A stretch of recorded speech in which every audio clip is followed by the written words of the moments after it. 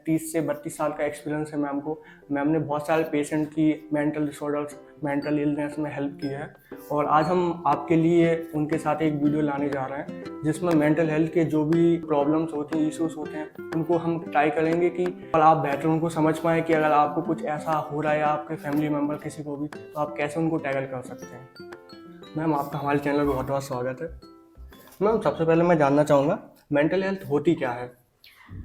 Mental health जानने के पहले हम पहले समझ लें हेल्थ क्या होती है। जी।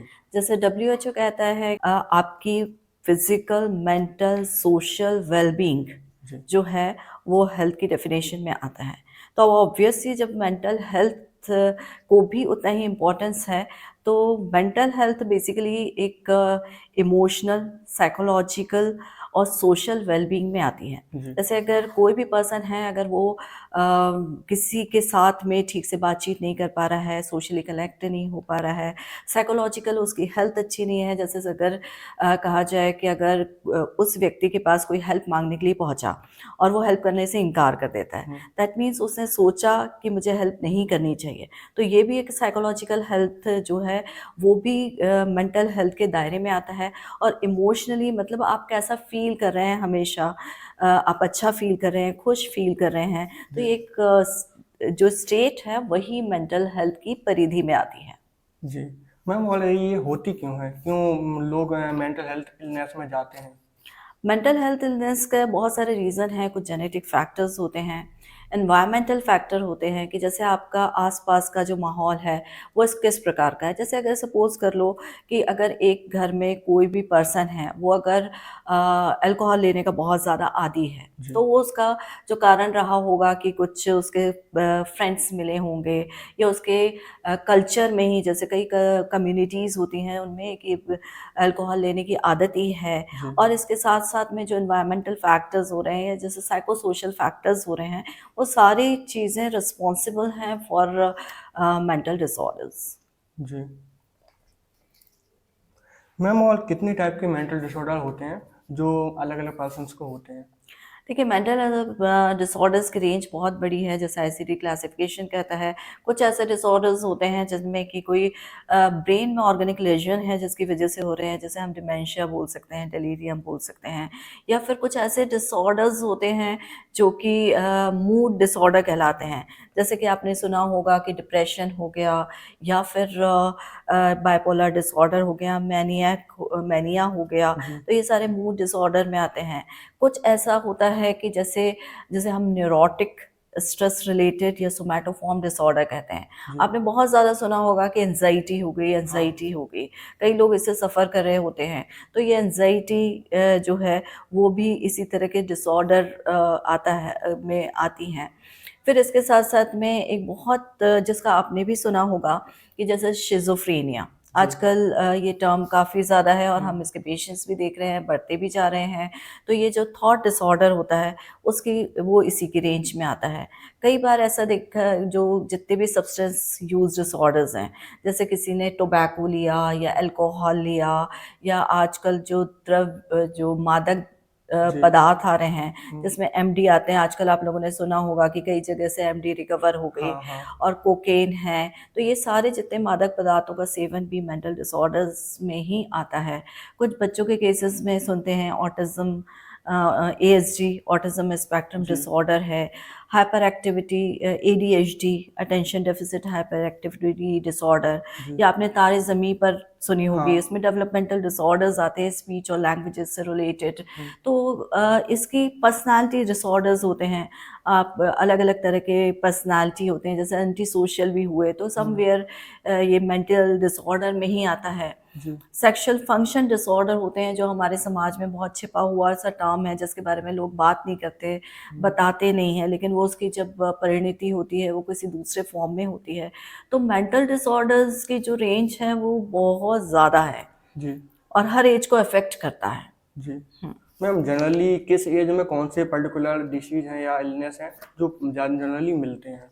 देखिए, अगर बच्चों के केसेस में बात करें तो मैंने आपको बताया कि जी। एएसडी है जैसे, या attention deficit hyperactivity disorder है, और साथ में जैसे इनमें जो डेवलपमेंटल डिसऑर्डर होते हैं, ये परवेसिव डेवलपमेंटल डिसऑर्डर होते हैं, जी। स्पीच और लैंग्वेज से रिलेटेड डिसऑर्डर होते हैं, ठीक है ना।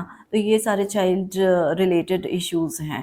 फिर अगर हम देखें कि एडोलेसेंट हैं, तो एडोलेसेंट में हमें कई बार सब्सटेंस यूज डिसऑर्डर बहुत ज़्यादा देखने को मिलता है कि पीयर प्रेशर्स होते हैं, उनके आसपास का एनवायरनमेंट होता है जो उनको प्रोवोक करता है, तो वो बहुत इजीली उसमें चले जाते हैं। और एडोलेसेंट में एंजाइटी बहुत डिसऑर्डर्स बहुत ज़्यादा देखने को मिलती है कि कई बार उनके ऊपर इतने प्रेशर्स होते हैं रिगार्डिंग द करियर प्रेशर्स और दूसरे सारी चीज़ों के कारण, तो उनमें एक एंजाइटी जो इतनी ज़्यादा डेवलप हो जाती है, कई बार डिप्रेशंस भी उनमें डेवलप हो जाते हैं। फिर एडल्ट की बात करें तो एडल्ट में personality disorder, substance use disorder, schizophrenia जैसे है, तो ये सारे डिसऑर्डर्स एडल्ट में देखने को मिलते हैं। इवन जीरियाट्रिक जो पॉपुलेशन है, जैसे हम ओल्ड एज कहते हैं, तो ओल्ड एज में भी कई सारे डिसऑर्डर्स होते हैं। जैसे आपने देखा होगा कि डिप्रेशन, कई जो ओल्ड एज लोग होते हैं वो डिप्रेशन के चलते सुसाइड कर लेते हैं, लेकिन उनका डिप्रेशन जो है वो आइडेंटिफाई नहीं होता है। फिर उनमें सबसे ज़्यादा स्ट्रगलिंग जो उनका पार्ट आ रहा है वो मेमोरी लॉसेस से आ रहा है, डिमेंशिया होता है, अल्जाइमर डिजीज़ होती हैं। तो ये सारे के सारे जो हैं वो ओल्ड एज रिलेटेड डिसऑर्डर्स हैं। जी। मैम फूड और डाइट का इसमें कुछ रोल है? हाँ, डेफ़िनेटली फ़ूड एंड डाइट का रोल है कि कई सारी ऐसी डिजीज़ेज़ होती हैं। जैसे मैं एक बहुत कॉमन सी डिज़ीज़ बताऊँ, जितने वेजिटेरियंस होते हैं उनमें विटामिन B12 डिफ़िशियंसीज़ होती हैं। तो जो B12 डिफ़िशियंसीज़ होती हैं उनसे मेमोरी के साथ में इश्यूज़ हो जाते हैं। तो ये यूजुअली लोग आइडेंटिफ़ाई नहीं कर पाते, लेकिन फिर भी ये इसके कारण से होता है। तो डेफ़िशिएंसी डिसऑर्डर भी ये जो फूड है, ये भी इन चीज़ों को कवर करता है। जी। मैम और आपका इसमें एक्सपीरियंस कैसा रहा है? आपने किस किस टाइप के और किस एज में कौन कौन से इलनेस देखे हैं जो पेशेंट आपके पास आते हैं? देखिए, पेशेंट्स तो वो बहुत सारे आते हैं, और विशेष रूप से जैसे मैं बताऊँ तो ये एंजाइटी डिसऑर्डर जो एडोलेसेंट आते हैं और यंग एज के जो लोग आते हैं, तो एंजाइटी डिसऑर्डर से काफ़ी ज़्यादा अफेक्टेड होते हैं। और जब ये एंजाइटी डिसऑर्डर होता है, जैसे कि मैंने बताया कि उनके ऊपर जैसे अगर एक बच्चा है, 12th का क्लास का एग्ज़ाम हो रहा है, तो उस 12th क्लास के एग्ज़ाम में उनके साथ में पूरी फैमिली, पूरा कोचिंग इंस्टीट्यूट इन्वॉल्व हो जाता है। तो अब फैमिली में प्रेशर पेरेंट्स का रहता है कि हमारे बच्चे का परसेंटेज अच्छा आना चाहिए, तो पेरेंट्स जो है वो अलग से एंशियस हैं। फिर उसके साथ में बच्चा जो होता है उसके ऊपर भी लोड है कि मुझे भी अच्छा लेके आना है, और पेरेंट्स को दिखाना है, स्कूल में टीचर्स को दिखाना है। तो वो एक एंजाइटी जो डेवलप होती है उसके परफॉर्मेंस को बहुत ज़्यादा अफेक्ट करती है। दूसरी चीज़ ये होते हैं कि जो बच्चे कोप अप नहीं कर पाते इन चीज़ों के साथ में, तो वो डिप्रेशन के साथ बहुत ज़्यादा आते हैं। जैसे मेरे पास यंगस्टर्स आते हैं, और इवन मैंने ओल्ड एज के भी डिप्रेशन के केसेस देखे हैं।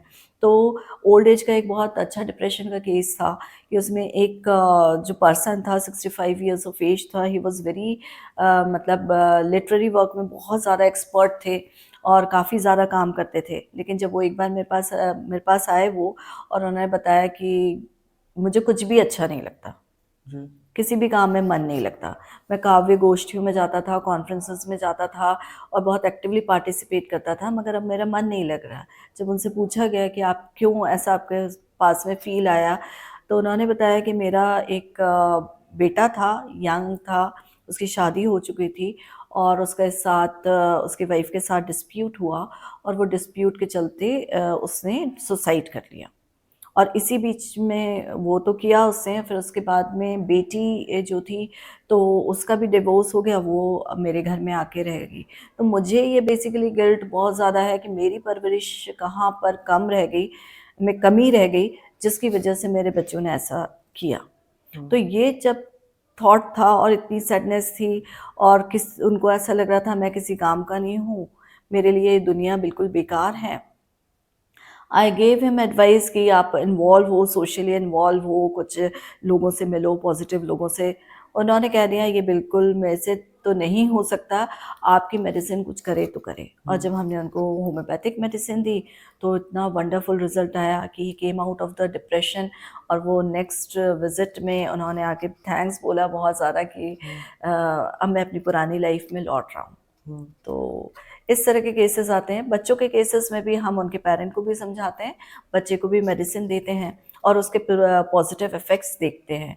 शिज़ोफ्रेनिया में भी जो उनके साइकोटिक सिम्पटम्स हैं, हम फुल्ली तो मैं नहीं बोलूँगी, लेकिन पार्शियली उनके जो वॉयलेंस, एग्रेशन, कोप अप के टेंडेंसीज़ हैं, तो उनको मतलब पॉजिटिवली काफ़ी ज़्यादा इफ़ेक्ट किया और अच्छे रिजल्ट्स मिले। जी मैम, ये जो एंजाइटी डिप्रेशन आप बात कर रहे हैं, तो इनमें कुछ लेवल्स होते हैं फर्स्ट सेकंड की, कुछ इस टाइप से? देखिए हाँ, होते हैं, ये स्केल्स के बेसिस पे करते हैं। जैसे हम डिप्रेशन के लिए करते हैं हैमिल्टन डिप्रेशन स्केल लगाते हैं, एंजाइटी के लिए हैम ए लगाते हैं, और उससे हमें स्कोर से पता चलता है कि भई इसमें ये जो है वेदर ये जो केस है वो माइल्ड एंजाइटी का है, मॉडरेट का है, सीवियर का है, या डिप्रेशन में भी ये माइल्ड, मॉडरेट, सीवियर डिप्रेशन के हैं।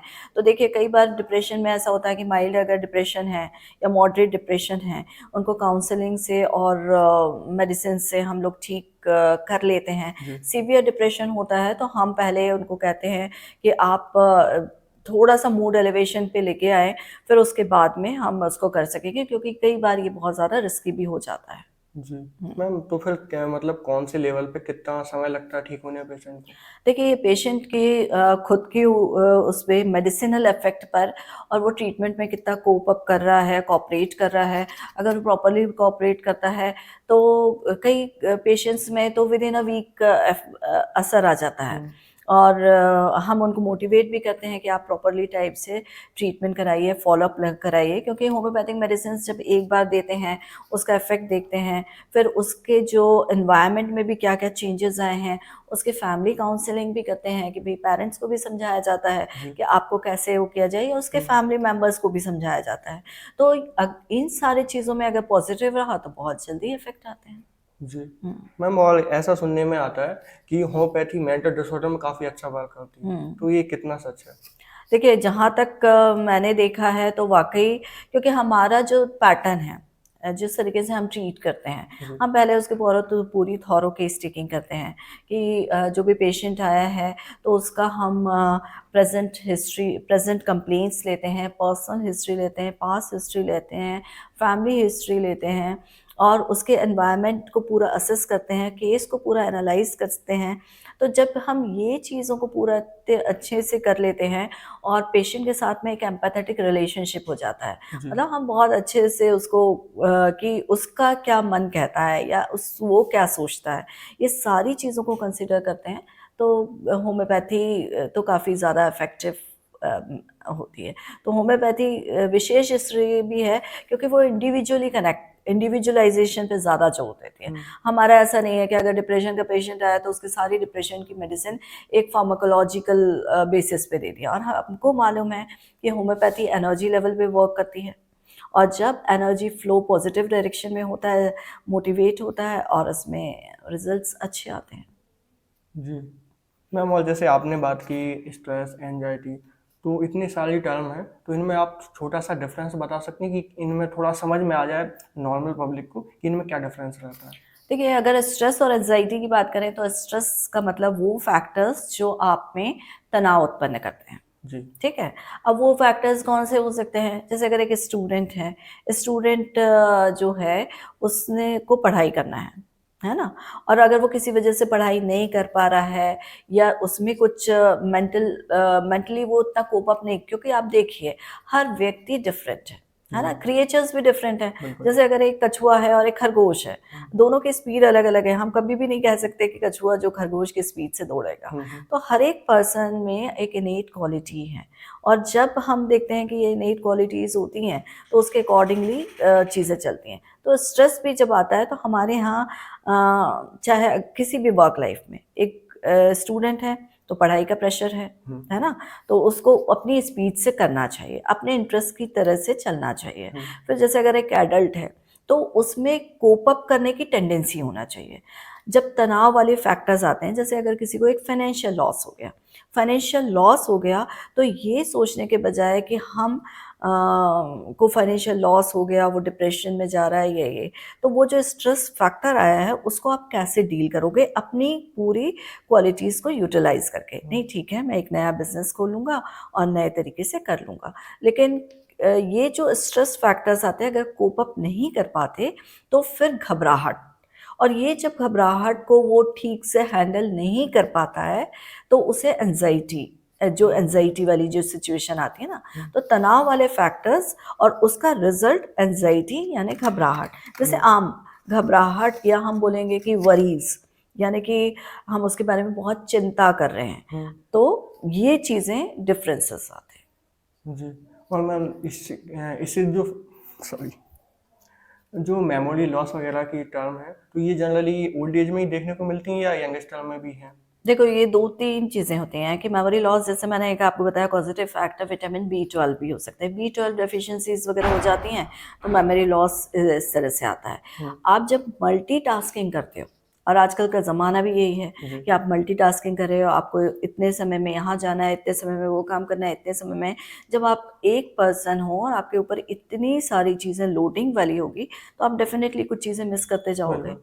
है ना? तो ये एक नॉर्मल सी चीज़ हो गई। हाँ। और दूसरा, जैसे मैंने विटामिन बी12 डेफिशिएंसी हुआ, और थर्ड वाली कंडीशन जैसे ये होता है कि जैसे ओल्ड एज में जो ब्रेन होता है वो श्रिंक होता है।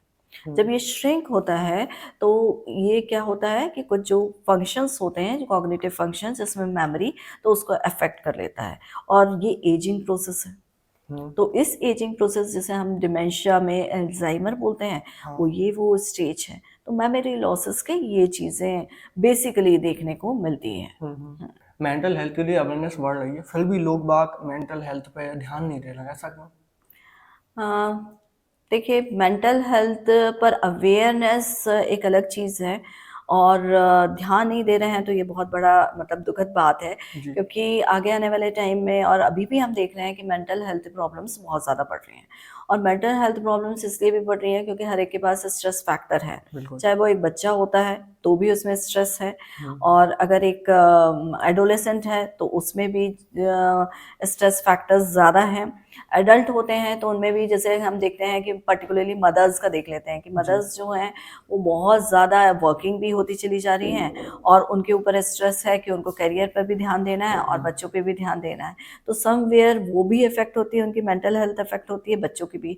लेकिन उनको ऐसा लगता है कि ये अनअवॉइडेबल फैक्टर्स हैं। जी। अनअवॉइडेबल फैक्टर्स हैं, और इसमें क्योंकि उनके जो वर्किंग आवर्स हो रहे हैं वो काफ़ी ज़्यादा लंबे होते जा रहे हैं। तो अवेयरनेस तो क्रिएट हो रही है, मगर जो गवर्नमेंट है, और या फिर गवर्नमेंट भी अपने प्रयास करती चली जा रही है, जैसे उन्होंने मनहित ऐप बनाया है। ये भी ऐप बहुत ज़्यादा इम्पोर्टेंट ऐप है, जिसमें हर एक व्यक्ति अपना जाके अपनी मेंटल हेल्थ को असेस कर लेगा, और उसके बाद में अगर उसको सॉल्यूशन चाहिए तो वो भी कर लेगा। लेकिन लोगों को इसके लिए स्पेशली टाइम निकालना चाहिए कि हम कैसे अपने आप को मतलब मेंटली हेल्दी रख सकें, है ना? हमारी लिमिटेशन क्या है? क्योंकि किसी की भी आजकल काम तो बहुत ज़्यादा है, लेकिन इंसान को अपनी खुद की लिमिटेशन निर्धारित करनी पड़ेगी। तो अगर वो खुद सोच ले, कुछ अच्छी अपनी हॉबीज़ पे वर्क करे, है ना? कि लोग क्या होते हैं, काम के चक्कर में, पढ़ाई के चक्कर में अपनी हॉबीज़ को छोड़ देते हैं, सोशली डिस्कनेक्ट हो जाते हैं। तो उनको ये सोचना चाहिए जितना कमाना इम्पोर्टेंट है, उतना ही ज़्यादा ये है कि हम खुश रह सकें। तो उनको अपनी खुशी जो प्रोवाइड करती है जो चीज़ें, उनके ऊपर काम करना चाहिए। तो मुझे लगता है कि वो ज़्यादा एक निर्धारित टाइम ज़रूर करें। और दूसरा एक और पार्ट है जो बहुत ज़्यादा इम्पोर्टेंट है, जिसके ऊपर शायद हमने अभी डिस्कशन नहीं किया, कि लोगों का ज़्यादा जो टाइम जा रहा है वो मोबाइल्स पर, स्क्रीन टाइम ज़्यादा बढ़ रहा है। तो स्क्रीन टाइम को लिमिट करके अपनी खुशी के लिए काम करें, नेचर में जाएं, अपना गाना, अगर किसी को शौक़ है तो वो गाना गाए, किसी को पेंटिंग का शौक़ है तो वो अपना पेंटिंग के शौक़ को बरकरार रखे, लोगों के साथ में कम्युनिकेट करे, तो पॉजिटिव मेंटल हेल्थ को सपोर्ट कर सकता है। मैम, सोशल मीडिया और मोबाइल फोन्स वगैरह ने तो इंसान को जकड़ लिया है, वो चाह के भी नहीं जा पा रहा, फिर वो इसमें कैसे काम करे? देखो हर चीज़ का अगर मतलब है, मगर मोबाइल का कारण है, तो अपने हर एक व्यक्ति को अपना वो टाइम लिमिट तो करना पड़ेगा। टाइम लिमिट इस तरह का करना पड़ेगा कि जैसे कई लोग होते हैं वो सोने जा रहे हैं तो बिस्तर पे के ऊपर भी मोबाइल लेके चले जा हाँ। रहे हैं, और सोने के पहले वो मोबाइल में इतना वो हो जाते हैं कि उनको वो टाइम उनका बढ़ता ही चला जाता है। हुँ, और सोने के पहले इस तरह की बहुत ज़्यादा न्यूज़ या इन्फॉर्मेशन उनके जो न्यूरोट्रांसमीटर्स हैं उनको डिसरप्ट करती है, जी। और वो जब इम्बैलेंस होता है तो उसी के कारण से स्लीप डिसऑर्डर्स भी बहुत ज़्यादा बढ़ रहे हैं। आप हुँ, देखेंगे कि स्लीप की समस्याएं बहुत ज़्यादा बढ़ रही हैं। तो कारण तो हैं, अगर आप ये बोल दें कि मैं बेड पे जाऊंगा उसके पहले ही आधे घंटे पे 1 घंटे पहले मैं मोबाइल को लिमिट कर दूंगा, मैं नहीं करूंगा। हुँ, हम जब फैमिली के साथ खाना खा रहे हैं तो उस समय हम मोबाइल का यूज़ नहीं करेंगे। एक जैसे कि फास्टिंग होती है ना? हम हाँ, जब खाने में फास्टिंग करते हैं, जी, तो एक दिन आपको हफ्ते में रखना चाहिए कि आप मोबाइल मोबाइल की फास्टिंग भी फास्टिंग। करेंगे। दिस वे आप अपनी भी मेंटल हेल्थ प्रमोट कर रहे हो, और साथ में अपने बच्चों को या फैमिली मेंबर्स को भी उसके लिए एनकरेज कर सकते हो। हुँ, हुँ। मैम अगर जैसे सोशल मीडिया इन सब से जो स्ट्रेस बढ़ता जा रहा है, ये हमारे ब्रेन को कैसे इफ़ेक्ट करता है? इसमें जो भी केमिकल्स होते हैं, जो भी ट्रांसमीटर होते हैं, उनको कैसे चेंजेबिलिटी लाता है जिससे हम और डिप्रेशन में चले जाते हैं?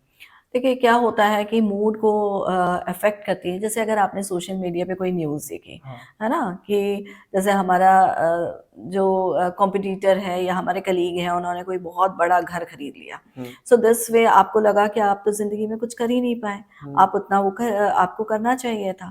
तो समव्हेयर यहाँ पर जो आपके न्यूरोट्रांसमीटर्स होते हैं, पर्टिकुलरली जो मूड को ठीक करने वाले होते हैं, जैसे सेरोटोनिन होता है या आपके डोपामाइन होते हैं। जो सेरोटोनिन होता है वो स्लीप को भी करता है, डाइजेशन को भी करता है। हाँ, तो इनका जो रिक्वायर्ड अमाउंट होता है उसमें ये कमी आती है, और समवेयर आपकी जो ब्रेन केमिस्ट्री होती है वो गड़बड़ होती है। कहते हैं ना केमिकल हुँ, लोचा, सो इट हाँ, इज़ लाइक दैट। तो हुँ, अगर ये कंसिस्टेंटली कोई स्ट्रेस फैक्टर आ रहा है तो स्ट्रेस फैक्टर की वजह से भी इनमें इफ़ेक्ट आते हैं। जैसे शिज़ोफ्रेनिया के केस में मैंने अगर हिस्ट्री देखी तो हिस्ट्री में मुझे पता चला कि उसके ऊपर बहुत ज़्यादा परफॉर्मेंस, एक बच्चा था उसके ऊपर बहुत ज़्यादा परफॉर्मेंस का लोड था, हाँ, है ना? तो सोशल मीडिया पे कंटिन्यूअसली आप ऐसी चीज़ों को देखते रहेंगे जो स्ट्रेस बढ़ाने वाली हैं, तो हुँ, वो इन्हीं आपके जो सेरोटोनिन है, डोपामाइन है, इन सबको अफ़ेक्ट करती है। हुँ। मैम जो यंगस्टर हैं, यूथ है, उनमें सबसे ज़्यादा कौन से मेंटल हेल्थ इश्यू पाए जाते हैं? उनमें बेसिकली तो यही है कि एंग्ज़ायटी डिसऑर्डर बहुत ज़्यादा देखने को मिलते हैं, उनमें डिप्रेशन भी देखने को मिलता है। जैसे हुँ, आपने कई बार सुना होगा कि किसी बच्चे को उसके पेरेंट्स ने मोबाइल नहीं दिलाया और उसकी वजह से उसने सुसाइड कर लिया।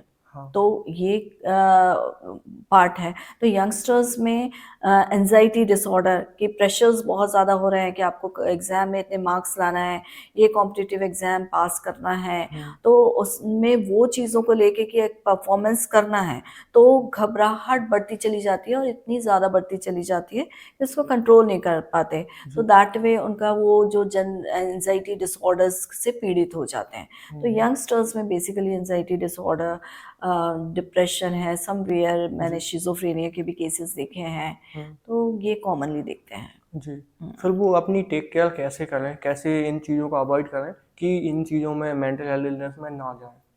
देखिए, सबसे पहले यंगस्टर्स में जो आजकल एक बहुत बड़ा चेंज देखने को मिलता आ रहा है कि उनकी नाइटली एक्टिविटीज़ बढ़ती चली जा रही हैं। जी, अगेन वही पार्ट है कि या तो उन्हें गेमिंग करना है या उनको जो है मोबाइल का एक्सेसिव यूज़ करना है। हुँ, हुँ, तो यहाँ पर उससे उनका क्या इफ़ेक्ट होता है, उनका जो इफ़ेक्ट हो रहा है, उनकी स्लीप इफ़ेक्ट हो रही है।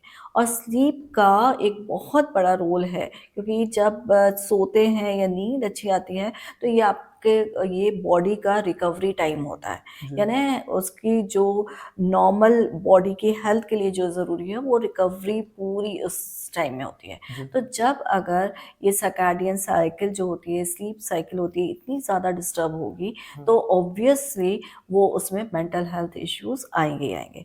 तो मेरा यंगस्टर्स से बेसिकली कहना है कि वो अपना फिज़िकल एक्टिविटी पे भी ध्यान दें, क्योंकि न्यूरोट्रांसमीटर्स को बैलेंस करने में काफ़ी ज़्यादा रोल प्ले करता है।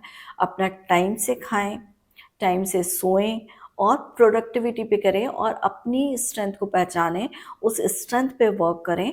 और कहीं पर भी जब जो ज़्यादा प्रेशर्स आ रहे हैं तो काउंसलर की या एक मेंटल प्रोफ़ेशनल की वो ज़रूर से हेल्प ले, क्योंकि हम्म। अगर इनिशियल लेवल पे अगर वो हेल्प ले लेंगे तो उनकी बहुत सारी प्रॉब्लम्स